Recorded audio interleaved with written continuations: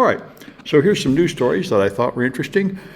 Mitt Romney has decided to retire from politics, and he was sort of the last serious voice of ethics in the Republican Party, and his statements are extremely illuminating, and they show, what's going on is the same thing happened with Joseph McCarthy a couple generations ago.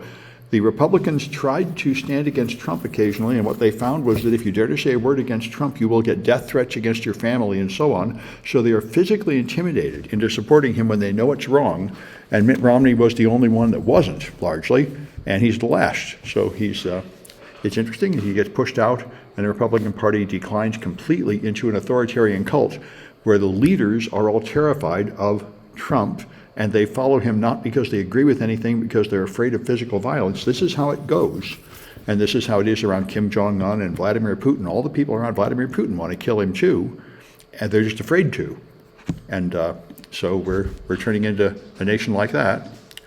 And another interesting statement here, which I thought very an intelligencer, several people are now, influential people are saying Biden should not run and Kamala should not run, and I think they are absolutely right. Biden is too old. Nobody wants him to run. The Democrats don't want him to run. And Kamala never had any support. She rose to 15% running against Biden in the primary and then fell to 3%.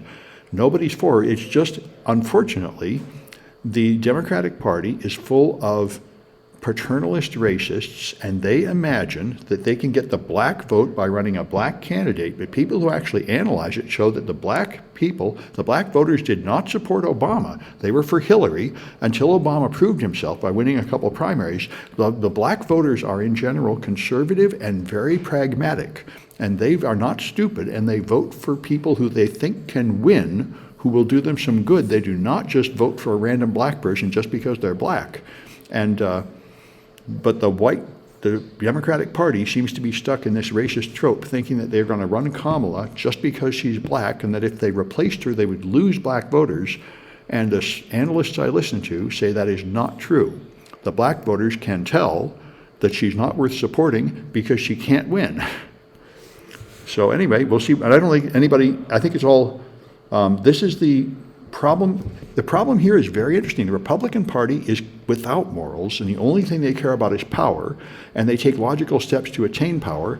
And the Democratic Party is too impractical, not plotting how to win, not taking logical steps to win, but sticking with like sort of delicacy and politeness. It would be too rude to tell Biden or Dianne Feinstein or Nancy Pelosi or Kamala that they need to step aside. They'll leave them sit there because they don't dare be a little rude to them, and take a serious gamble with the health of the country as a result.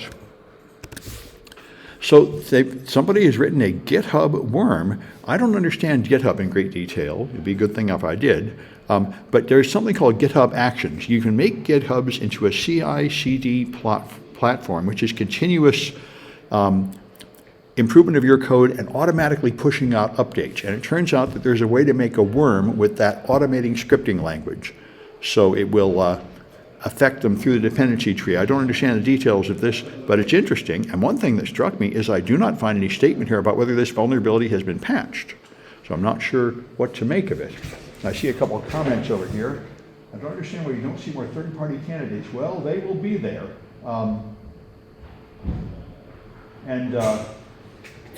There will be third-party candidates, and they may very well cause Trump to win. The third-party candidate, because this is one thing, third-party candidates are going to run like No Labels, which is a secret Republican operation funded by Republican operatives, and there's also the Green Party and all these draw from the Democratic side. There's no interest in the Republican side for voting for a third party. So then many people say the third party has caused Republicans to win in the past, and a third party run might very well be Trump's best hope. Anyway. So this, I thought, was extremely interesting.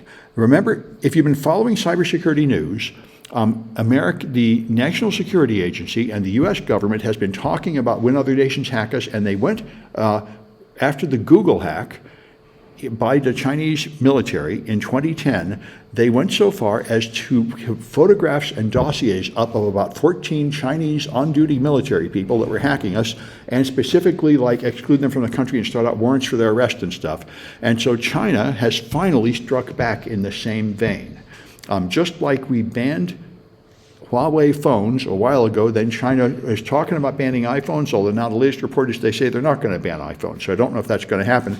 But now they claim that they've caught the National Security Agency hacking them, and they have identified the actual specific people working at the NSA who were hacking them. And they're not a terribly reliable source, but this is a very plausible thing to say. Undoubtedly, we are hacking them. We have an offensive military, and China is one of the main adversaries, so I'm sure they are attacking them, and I'm sure you could probably track down who's attacking them the way we tracked them down. They did not choose to publicly identify these people and put up their picture in their dossier and make an arrest warrant against them, which the U.S. did. But anyway, it's I see it as an interesting move by China, and just like the other ones, the United States and China are getting more and more and more hostile and angry at each other. This is a very bad thing. I'm not happy to see it at all. I don't want a war with China, and we just seem to be racing towards it.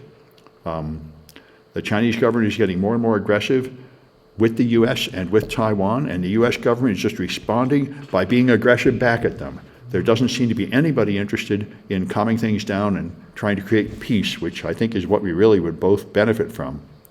Like I say, the whole world reminds me greatly now of the build-up to World War I, where nations were just sort of belligerent and angry and spoiling for a fight, and then some random act happens to just the excuse to start them all fighting.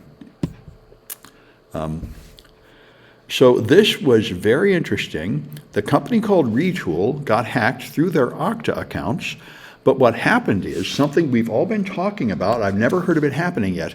They got a spear phishing attack.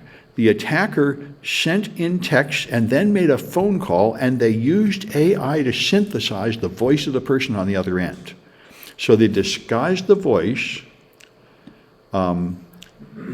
That was the thing. They claimed to be a member of the IT team and deepfaked the actual voice. They've been talking about this for years, that we're going to see fake videos of political candidates saying things they never said, and we're going to have phishers faking the voice of people. So this is the first recorded case of this actually happening. And it seems like a devastating attack. Right now, when people call you on the phone, you recognize their voice, you think you know who they are, and the technology exists now to fake people's voices convincingly, and the bad guys are using it. So this seems to me like this would immediately have huge applications for romance scams and people that call and claim to be a relative stuck in a country that needs you to wire them money, and very common scams. And now that so many people have blogs and they put up YouTube videos and stuff, you probably could just go on somebody's Facebook, find some videos of them, deepfake their voice, and then call their relatives and parents asking for money. It seems obvious, and I guess we're going to see a lot more of it. A couple articles out talking about these small large language models. This seems to be the way of the future. The large language models, there's two improvements. The existing large language models like ChatGPT take $40 million and an incredible amount of data to train, and then they run, after you make all the parameters, somewhat faster, and you can run them in like a beefy Google Colab instance very slowly in an older version. But they have new ones that train much faster, like 1,000 times less CPU, and they have ones that run a lot faster. So they're planning to, this Phi 1.5 is a language model that trains much faster, and there's portable language models, but they say the future is going to be AI models running on your phone. Not just going with an API to ask a powerful server to do it, but really running on the phone, because they're figuring out how to make them much more efficient. So it takes much less processing to train them and much less processing to run them. So that'll be a big leap forward. Now I see more. How big is that Phi 1.5? Phi 1.5 is, I think, the big ones are 1 trillion. Oh, they're doing it in much less parameters. And so this one is, I don't know if they gave us the number, but much less. 1 billion. So 1,000 times less parameters. But they say it's actually enough to do a pretty good job. So I think they're making more efficient models that don't need so many parameters. You can run them on the Crown machine there. Oh, I'm sure we can. That's why it'd be good, if it's open source, which I'm not sure, we could totally be getting it and using it in projects, and that would be good. Yeah, but there are open source ones like Llama 2 that are small enough to run in Google Cloud machines, and I've got some of those projects in the machine learning class. Those are billion, couple billions. So this one is much smaller. You can probably run it on the machine. Yeah, that's right. You can run them at up to, I think one you can run in the cloud is like 17 billion. And this is only 1 billion, so it would totally run. If that's the only measure, and I think that's the main measure, yeah. Anyway, so there's a review of this book by Elon Musk. It's a very good review, and it does explain, the problem here. Walter Isaacson is a biographer, and he wrote a book of Elon Musk, and it shows he just doesn't dare to see the flaws of this guy. He's a spoiled, rich guy that thinks everybody should just do whatever he wants. Anyways, this is a very interesting book review. It tells you a lot about the book and the author and Elon Musk himself.